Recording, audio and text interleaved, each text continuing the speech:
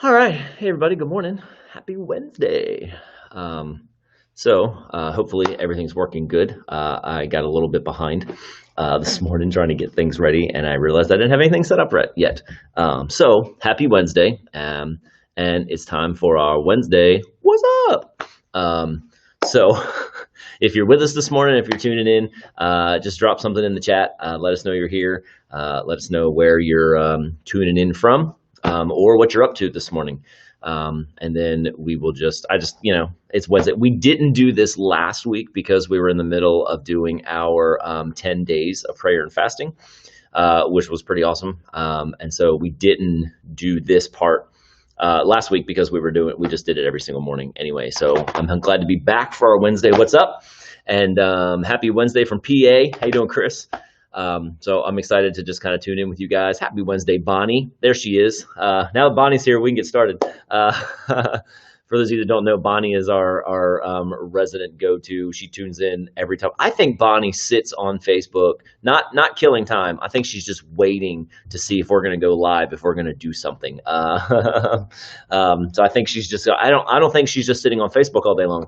I think Bonnie's just like she's ready. She's ready. She's got it all by her side, ready to jump on. Either that, or she has her notifications turned on, so that every time we go live, she gets the post. So, good morning, Victoria. Good morning, Marion. Good morning, Mama. Good morning, Dave. How you doing, buddy? And so this morning, as we are I just kind of wanted to share some devotional thought that I actually had this morning. And then kind of share like a cool thing that we're going to do in a couple weeks. So we're obviously in the middle of a crisis on top of a crisis right now, in our country, in our world, honestly, in a lot of ways. So we're dealing with a lot of this racial tension. We're dealing with a lot of protests, a lot of rioting, a lot of conversation that's trying to happen. And I know sometimes the news portrays a lot of things that we see that are bad, that are negative.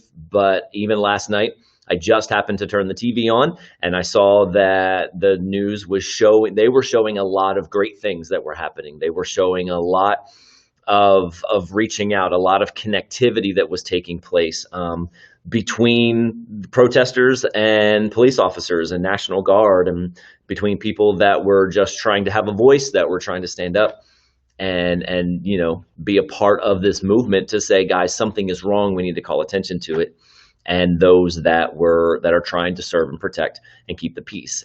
So it was cool to see like a lot of things coming together, even though there's a lot that we see that is kind of tearing us apart right now. And I think that's the greatest thing that we've got to keep our eye on and be aware of, is that there's a lot leading to our division. There's a lot of things coming into play that can divide us if we allow it to, but we've got to be careful and we've got to pay attention and make sure we're working towards the things that are bringing us together. And so one of the guys that I follow on Instagram, his name is Carey Nieuwhof. Really, really great leader, great pastor. Just great, comes with a lot of great wisdom. I love the stuff that he puts out. I love the things that he says. It always resonates with my heart and what he's talking about. So he posted. So yesterday was, there was the hashtag going on right now, yesterday there was Blackout Tuesday. It's just kind of raising awareness to the fact that we need to stop talking so we can start listening, right? Because everything that's going on right now is trying. It's a people group trying to say we have been unheard and we need to be heard. Like we all know what it's like to be unheard, maybe not to this degree in a lot of ways. So anyway, so the purpose of yesterday and the purpose of the blackout was to basically say, let's stop just posting junk right now and let's listen. Let's listen. Let's tune our ears to listen. So Carey Nieuwhof today posted this verse, and it was from John chapter 17, which we have referenced a lot. And he said, and I can't remember exactly what verse he talked about, but verse 21 in John chapter 17 says, I pray that they will all be one, just as you and I are one, Father, as you are in me, Father, and I am in you. And may they be in us so that the world will believe that you sent me. And John chapter 17 is Jesus's prayer for his disciples, his prayer for the world, his prayer for unity. And And so one of the thoughts that kind of came out of a lot of this, that honestly, there's a couple thoughts that I had never even picked up before. And one of them was this: Jesus did not come to make us equal, he came to make us one. Let me say that again. Jesus did not come to make us equal. He came to make us one. And here's what that means. First of all, let me say, I believe we are all equal at the foot of the cross. The cross does equalize all of us because the cross finds and states that we are all sinners. We are all in need of a Savior. None of us are perfect, and none of us are able to earn our salvation on our own, right? So the cross makes us all equal in those terms, but we are not all equal. We are created in God's image as equal. So please don't get me wrong. Please understand what I'm saying. A lot of times we take something like this and we're trying to make it all about equality. And here's what unity means. Unity does not mean we're all the same. Unity does not mean we're all the same. Unity doesn't mean we are equal. So I don't want to misconfuse. I don't want to misunderstand it, and I don't want to be misunderstood. We are equal in the image of God. We are equally made. We're equally valued. We're equally honored by God. But there's a lot of times where I think we're trying to see everybody through the same lens, and we're trying to see everybody the same exact way, and we're trying to say, well, because I've even said it too, and I had a friend of mine that I've said in the past and kind of pointed out, that it's easy to say, well, I don't see skin color, I don't see differences, I see us all the same, I see us all as equals, and we are all equal. So please don't get me wrong when I quote that line. Jesus didn't come to make us equal; he came to make us one. His focus was not the equality aspect of it, because in Jesus's eyes, the cross already equalized us. Okay, but Jesus came to make us one, and to me, here's what that means: we're all different, and it's okay that we're different. Being unified does not mean we're all the same. Being unified does not mean I don't see the things that make you different. Being unified means I see the things that make you and I different. I see our differences. I see our diversity, and I see our differences as a strength, not as a weakness. Unity is not about trying to make everybody look the same, act the same, talk the same, and see the same. Unity is about recognizing what's different about us and still being able to come together despite our differences.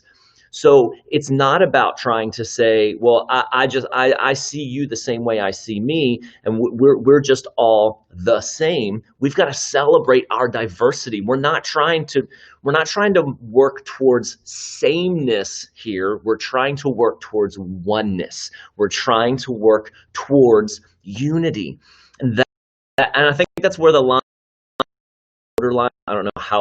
But a while back, there was always, people used to always say, celebrate diversity.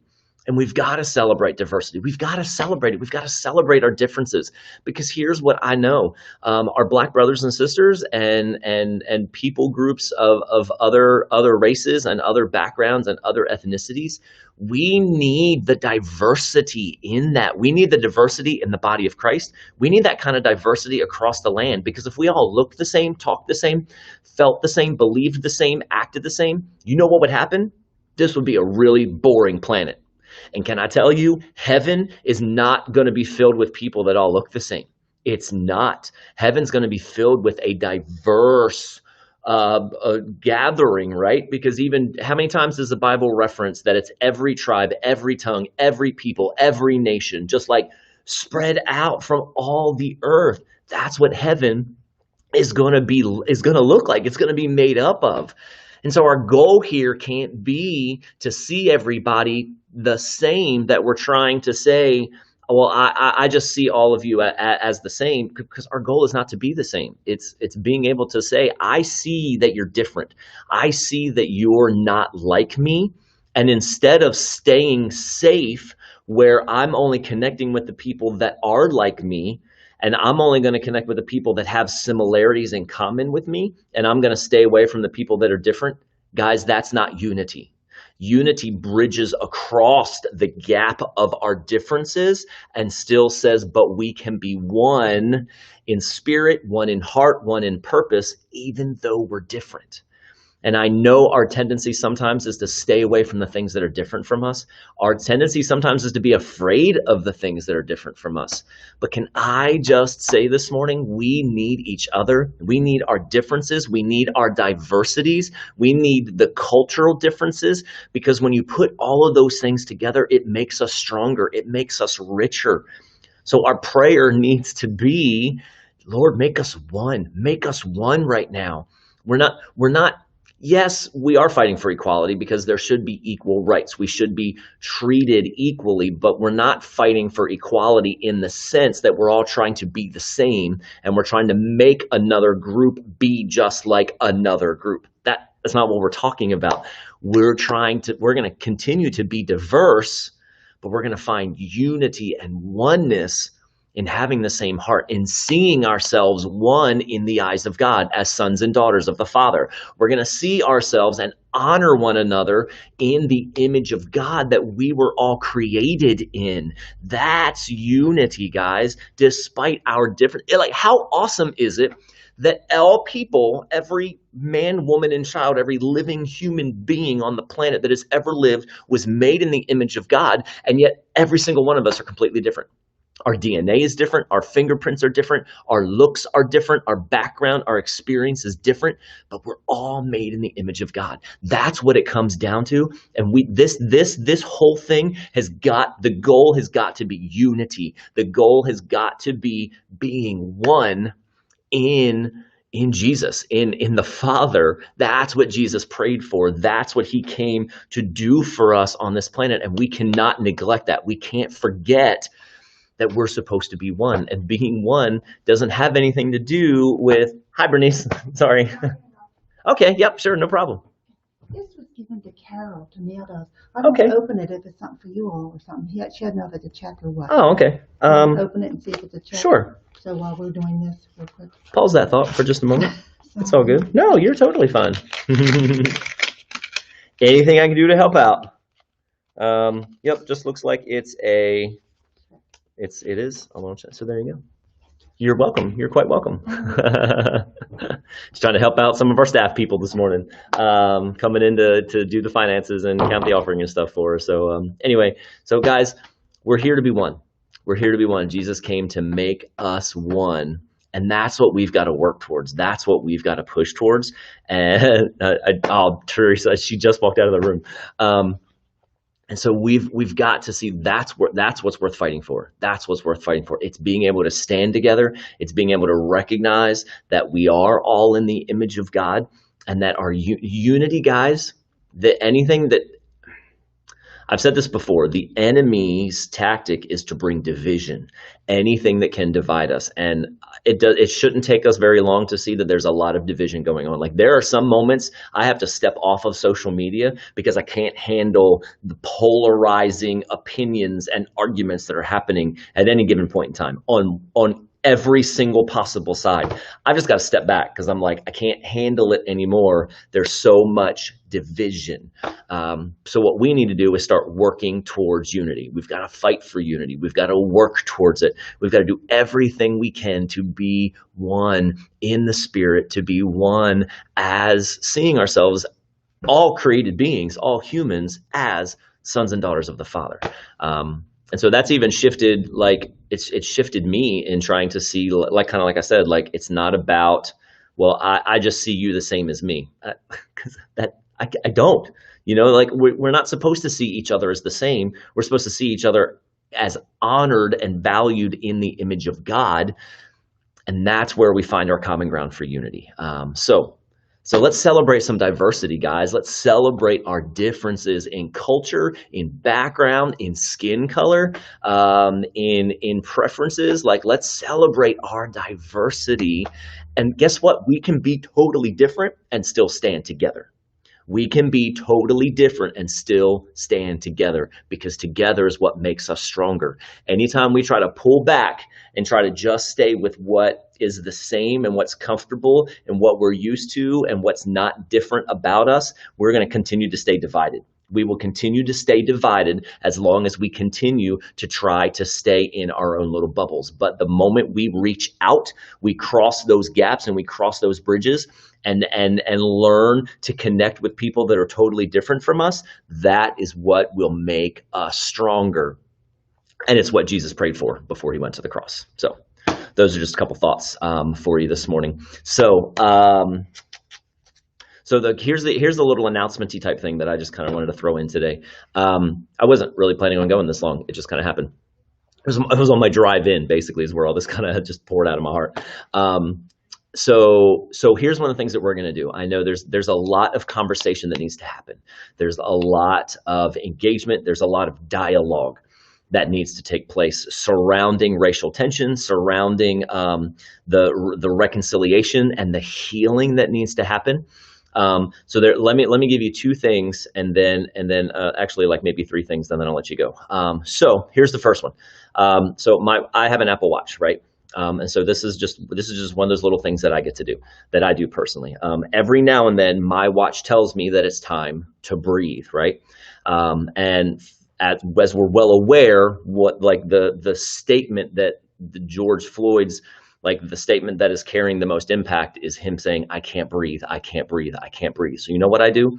Every time my watch goes off to tell me it's time to breathe, I take a moment and I pray for reconciliation. I pray for healing. I pray for unity in our land. I pray that there would be godly leaders and godly voices that would rise up on all sides of this thing and that would unify us and lead us to bring us together. So I don't know if you need something, if you've got an Apple Watch and it tells you to breathe, man, let that be your reminder every day. To do something like to pray for the healing, to pray for the relational healing in our land that needs to take place. So that's just one little thing that I do. Second thing, so in 3 Sundays from now, so it's really like 2.5 weeks, 3 Sundays from now, we are going on June the 21st, which is Father's Day, by the way. We are going to do our Sunday gathering that day is going to be a discussion panel all about racial reconciliation, racial tension, and what's going on in the culture right now and in our society. Now, I know you may think, well, man, that's like 2.5 weeks away. That's okay, because we don't want to just talk about it while it's going on. We want to make sure we're still talking about it. We're starting the conversation now. We're continuing the conversation. This isn't just something that we're only going to talk about. And I'm not saying that's what other people are doing, but we're intentionally kind of creating some space so that we can have the dialogue and have conversations beforehand and do that. So that Sunday, June 21st, I'm already starting conversations with several, some of our Black brothers and sisters, people from our African American community, and I'm asking them to come and be a part of that dialogue that day. So there's probably going to be like 3 or 4 or 5 of us on the stage, and it's just going to be a conversation. And we're going to ask questions, and we're going to talk about perspective, and we're going to talk about feedback, or not feedback, but we're just going to talk about what are their experiences, what do we need to know in our society, what do we need to know as missing. Do we have to admit that there's a lot that we don't understand and there's a lot that we don't see? And so we're going to have that conversation, just full on conversation. Like that is going to be our gathering that day. And so like we'll still have worship, we'll still be a part of that, but there's no message. It's going to be our conversation. And so here's one of the things that I want us to do in the 2.5 weeks that we have leading up to that. I want us to start thinking about what are questions that we need to be asking the African American community. What are questions that we need to ask them that to help us understand? Okay, so what we're going to do, I haven't done it yet, but as soon as I get done, like before lunchtime, I'm going to create an email address that's going to be questions@thefreedlife.com. And I want you to send in your questions. I want you to send in what your questions are. And we're not going to be able to get to every single question, but I want to get feedback from our people. I want to get feedback from you, from our church, from our community. What are the questions that are on your mind? What are the things that you don't understand? What are the things that you don't get? Or where are the ways that you're trying to find the best solution, or you're trying to find the best ground to stand on? You know, how do we come alongside the best? How do we support the best? How do we just show that we're standing together? How do we as the church really be an active voice in this environment, in this space that we're in right now. Like I don't know what your questions are, but we're going to give you space to answer those questions. Yes, it will be live by the end of today. That email address, questions@thefreedlife.com. We're going to set it up this morning, and so it'll be ready to roll this afternoon. So I want to invite you to send us your questions, and we'll kind of compile them, and we'll put them together, and maybe kind of condense the ones that we need to, and we're going to kind of pull from as much as we can. And those questions will help lead our conversation throughout that day. So that's our goal for Sunday, June 21st. I'm really excited. I'm really looking forward to it. And we're still in our series called Kingdom Come, because the kingdom is about diversity, and there is diversity within God's kingdom, and we need to talk about it, and we need to have that conversation. We need to have the conversation. So anyway, so I love you guys. I'm praying for you. I hope you have a great Wednesday. I feel like I've gone really, really long today, which was longer than I wanted to do, but it's all good. So I appreciate you. Let's continue to be a part of the solution. Let's continue to stand together. Let's continue to pursue unity. All right. Let's continue to pursue. Let's continue to pursue unity, and let's make sure we're doing our part, not just because it's a church thing at some point. Let's make sure we're doing our part every single day in finding ways to reach out to people that are different than us. If you see someone in the store, business, like, hey, I see you. I just want you to know I value you and who you are. How can I pray for you? How can I, just something, I don't know. Find ways to add value to people today and honor them as we walk through the season. So I love you guys. I'm praying for you. I hope you have a great Wednesday. If you're around Maryland, it's going to be like really hot and really nice today. So if you've got access to a pool or access to water or access to just being outside, enjoy it. It's going to be great. All right.